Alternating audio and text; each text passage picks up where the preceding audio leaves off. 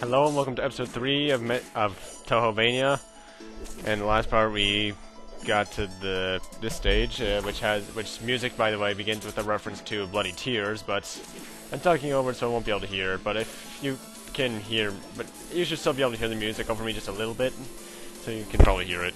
But anyway, in this part we're actually going to finish the game. Yeah, this game's actually kind of short. Then again, it's supposed to be kind of a Castlevania tribute still, in Castlevania games at least, except for Castlevania 2 and 4 to some extent, aren't that long overall, so... Anyway, this area itself is also a reference to the Clock Tower area in many Castlevania games. If those of you who've watched my Let's Play of the original Castlevania and Castlevania 3 will know about the Clock Towers. In Castlevania 3, by the way, in case you don't remember, that was where we found Grant. Actually, from looking at it, they really modified some of Castlevania Symphony of the Night's graphics to make some of the graphics for this area. Especially the platforms, they look really a lot like them, and so do the little steps, like right there. Also, as far as I know, this is actually the only area in the game where it's required for you to fly. Other than that, that's just a nice little other thing. And I completely forgot those stairs were there, actually. That's not good.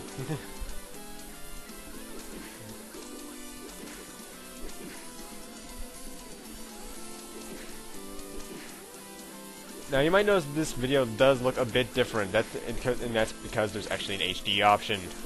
That's because, even though on Metroid Zero Mission Part 1, which I had uploaded 2 days ago, by the way, Pat commented that it was only 240p. That's because at that point I had only known how to, I didn't know how to do the quality stuff, but now I do, so from now on all videos will be able to go into HD.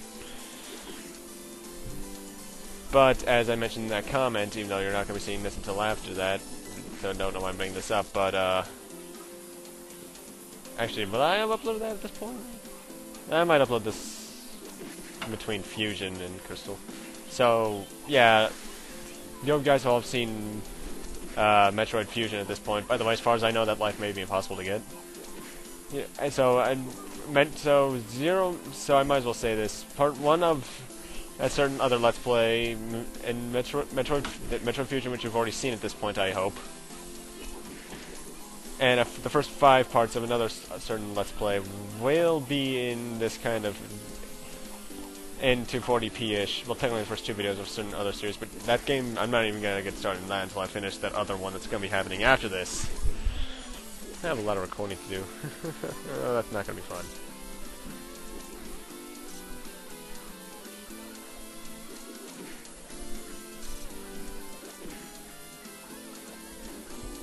And actually, for the most part, this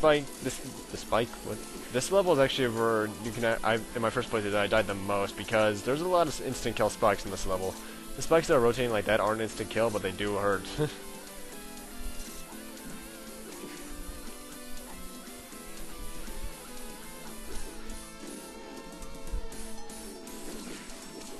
Although, for the most part, the enemies in this level are actually rather tame, probably because there is so many other ways you can die, just from the spikes and from the instant kill spikes and non-instant kill spikes alone. I mean, you just have the axe throwers, the shooters, and as far as I know, just the skeleton knights, and that's it.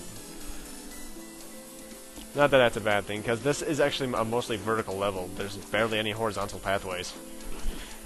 There's only these little outside sections, which are a tribute, at least in the first one, were a tribute to the outside section of the Clock Tower in Symphony of the Night, because I've played that game through so many times I have it memorized almost. Yeah, so pretty much, yeah, I'm right, just pretty much the maids that have with the swords, axes, and beams, and the knight, that's it, I'm now realizing this. And now it's boss time. Oh boy, who are we fighting this time? Didn't I already fight you? Yes, you have to fight Sakuya more than once. In fact, you have to fight her a total of 3 times overall, and that's the only that's the only portrait, by the way, that is different. Her eyes turn red for that one thing. As far as I'm concerned, this is the hardest fight in the game. It doesn't... You can really tell what she's going to be doing after the first run-through of her pattern, but it's only because she has so many opportunities to hit you, and as far as... I think she actually... Well, she killed me, so that's pretty obvious. But she can doing a lot of beating. For the most part, as you can definitely tell, it's just her original pattern, just updated a bit. Like, she goes twice, she teleports twice instead of once. And then she does this move, which looks awesome, by the way. Just because of the way the swords are animated and they clash, I just always liked things like that. I don't know why. But, like all bosses in this game, they all go down fairly quickly, if you know what you're doing.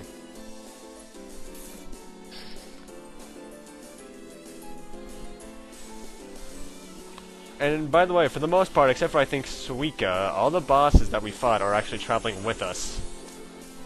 Actually, is Mei Ling? I'd have to play through the game to really notice.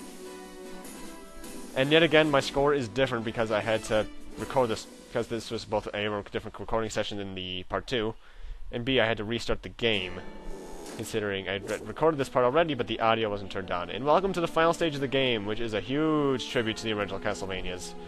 You even had the little secret passageway up here. Actually, was this in Castlevania 1? I know there was... I don't think it was. I don't remember. Pretty much it's just your last stop for refueling, or well, getting more souls and getting an extra life. Pretty much it's just preparing you for the final boss.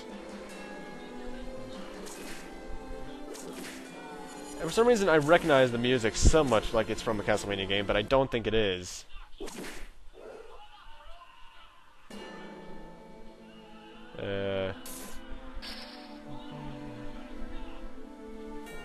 I'm playing it through my head. It sounds like it could be from a Castlevania game, if not a Zelda game. It might be a Final Fantasy game too. And this is where we find out the entire game's objective was to find a buried treasure. Pretty much, she just wanted us to get here to help her dig, and, as we're about to find out, since the treasure does not exist, it's just a legend, this entire game was for nothing. I think the storyline of the sequel actually has a point to it, though. This is just pretty much like a anime episode gone wrong. By the way, those are wings on the back of Remelia, who is apparently a descendant of Vlad Tepes, aka Dracula. And she's rather easy. I just love the way that her attacks look, actually. It's not the pink that's the part I love. I just love the amount of stuff that it gets on screen. The fact that they're able to do this and not have the game slow down at all, it's just amazing. And yeah, that's the end of the first part of the fight. And now we have a boss rush. First off, we have to fight against Mei Ling again. Now they each have new patterns to them, but their health is pathetic because it is just preparing you for the final boss. And the candle and pot on the right always have souls. The candle on the left has a soul, and the pot has some sort of kebab in it. Petroli is the same, different pattern, slightly different pattern, still pathetically weak in health.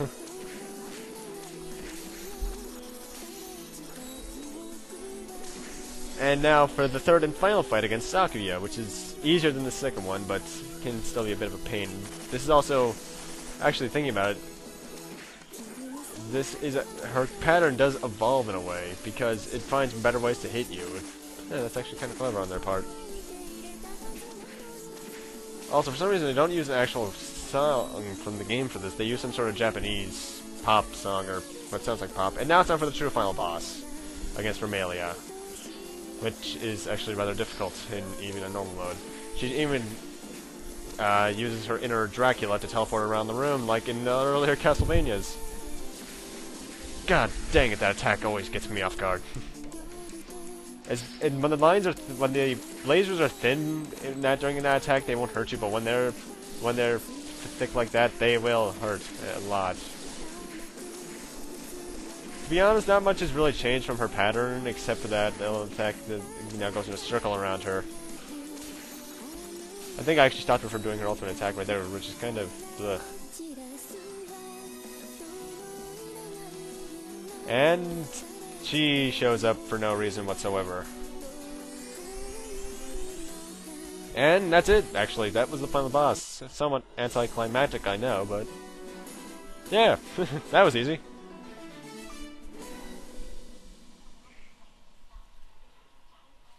And now it's time for the actually somewhat odd ending. pretty much they do decide to have a party after all, and everyone is there. I won't be able to tell you who is who until the credits, but this is actually the only picture in the entire game that even remotely shows the original art style that the Touhou series has. I'm not sure if that's really what Reimu looks like now, because I'm only up to Touhou 9, but... Let's see, I can actually identify everyone. That's Saki on the left, remelia next to her, Mei Ling in the back, Cerno on the floor, Alice next to her, Pacholi, then Marissa and Suika, and then there's Reimu, huh. So anyway, as a game, this game is actually really fun. As a classic Castlevania fan, I absolutely love all the stuff it does, and what it does right. The music is fantastic like a classic Castlevania. The gameplay is rather solid and fast-paced for it to be a tribute to the originals. From what I've heard, Touhouvania 2 is more of a tribute to the Metroidvanias, but I haven't played that yet. Gameplay-wise, this is actually really fun. I like the flying. It's not completely necessary for certain parts. In fact, it's for the most part of the game, it's rather optional. But it's nice nonetheless. And also, and the animation this game has is fantastic. The sprites are so well animated that it seems like this should be a full game, but it's not. It's freeware. Overall, I quite like this game. It's definitely not a game I would go to and play again and again and again, but I would. If I pick it up, I'm definitely gonna play it all the way through. Then again, it is a short game. We can be completed in what, an hour? I don't know. So I hope you guys really enjoyed this, because I definitely know I did.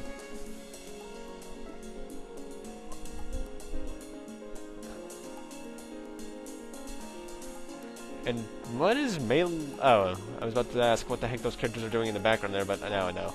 Anyways, thank you guys for watching this Let's Play. See you guys next, and, well, rate, comment, subscribe, all that kind of stuff. And I'll see you guys next time, when we tackle, well, let's just say it's a whole new world we live in.